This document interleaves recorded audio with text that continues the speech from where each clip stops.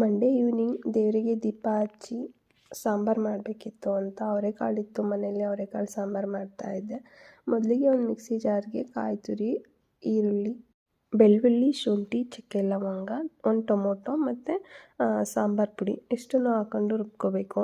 ಮತ್ತು ನಾನು ತರಕಾರಿ ಬಂದು ಆಲೂಗೆಡ್ಡೆ ಮತ್ತು ಬದನೆಕಾಯಿ ಹಾಕ್ತಾಯಿದ್ದೆ. ಮೊದಲಿಗೆ ಒಂದು ಪಾತ್ರೆ ಇಟ್ಕೊಂಡು ಅದಕ್ಕೆ ಎಣ್ಣೆ ಹಾಕಿ ಈರುಳ್ಳಿ ಒಗ್ಗರಣೆಗೆ ಒಂದು ಈರುಳ್ಳಿ ಕಟ್ ಮಾಡಿ ಹಾಕ್ಕೊಳ್ಳಿ.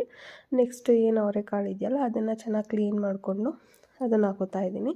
ನೆಕ್ಸ್ಟು ಬದನೆಕಾಯಿ ಮತ್ತು ಆಲೂಗೆಡ್ಡೆ ಹಾಕ್ಕೊಂಡು ಚೆನ್ನಾಗಿ ಸ್ವಲ್ಪ ಫ್ರೈ ಮಾಡಿಕೊಂಡು ಏನು ರುಬ್ಬಿಟ್ಕೊಂಡಿರ್ತೀವಲ್ಲ ಆ ಮಸಾಲೆನ ಹಾಕ್ಕೊಂಡು ನಮಗೆ ಎಷ್ಟು ನೀರು ಬೇಕೋ ಅಷ್ಟು ಹಾಕೋಬೇಕು. ಅದಕ್ಕೆ ಸ್ವಲ್ಪ ಉಪ್ಪು ಹಾಕಿ ಅದನ್ನು ಕುದಿಯೋಕ್ಕೆ ಇಡ್ತಾಯಿದ್ದೀನಿ. ಅದು ಚೆನ್ನಾಗಿ ಕುದಿಯೋಷ್ಟರಲ್ಲಿ ಪಕ್ಕದಲ್ಲಿ ಹಾಗೆ ರೈಸ್ಗೂ ಇಟ್ಕೊಬಿಡೋಣ ಅಂದ್ಬಿಟ್ಟು ರೈಸ್ಗೆ ಇಡ್ತಾಯಿದ್ದೀನಿ. ಈ ಕಡೆ ಸಾಂಬಾರು ಕೂಡ ಕುದೀತಾ ಇದೆ.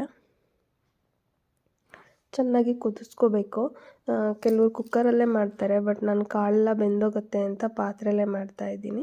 ನಾನು ಸ್ವಲ್ಪ ಸಪ್ಪೆ ಇತ್ತು ಅಂತ ಮತ್ತೆ ಸ್ವಲ್ಪ ಉಪ್ಪು ಹಾಕಿ ಅದನ್ನು ಕುದಿಯೋಕ್ಕಿಟ್ಟೆ. ಹಾಗೆ ರೈಸ್ ಕೂಡ ಆಯಿತು. ಹಾಗೆ ಮುದ್ದೆ ಮಾಡ್ಕೊಳ್ಳೋಣ ಅಂತ ಮುದ್ದೆಗೂ ಕೂಡ ಇಟ್ಟಿದ್ದೆ. ಹಾಗೆ ಮುದ್ದೆನೂ ಕೂಡ ರೆಡಿ ಆಯಿತು. ನನಗೆ ಮತ್ತು ಉಮೇಶ್ಗೆ ಮುದ್ದೆ ಮಾಡ್ಕೊಂಡಿದ್ದೆ. ಅದರಲ್ಲಿ ಪಾಪುಗೂ ಕೂಡ ಒಂದು ಸಣ್ಣ ಮುದ್ದೆ ಮಾಡಿದ್ದೆ.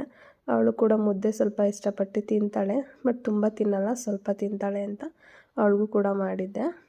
ಅಡುಗೆ ಆಗಿದ ತಕ್ಷಣ ಮೊದಲು ಪಾಪುಗೆ ಊಟ ಮಾಡಿಸ್ಬಿಡ್ತೀನಿ. ಏಕೆಂದರೆ ಅವಳು ಸ್ವಲ್ಪ ತಿನ್ನೋದು ಲೇಟು. ಸೊ ಹಾಗಾಗಿ ಅವಳಿಗೆ ಸ್ವಲ್ಪ ತಿನ್ನಿಸಿ ಆಮೇಲೆ ನಾವೇನೇ ಇದ್ರೂ ಊಟ ಮಾಡೋದು. ಇವತ್ತಿನ ಬ್ಲಾಗ್ ಇಷ್ಟೇ. ನಮ್ಮ ಕಡೆ ಇದೇ ಥರ ಅವರೆಕಾಳು ಸಾಂಬಾರು ಮಾಡೋದು. ನಿಮ್ಮ ಕಡೆ ಯಾವ ಥರ ಮಾಡ್ತಾರೆ ಅಂತ ಕಮೆಂಟ್ ಮಾಡಿ. ಸೊ ನೆಕ್ಸ್ಟ್ ಬ್ಲಾಗಲ್ಲಿ ಸಿಗೋಣ. ಎಲ್ರಿಗೂ ಬಾಯ್.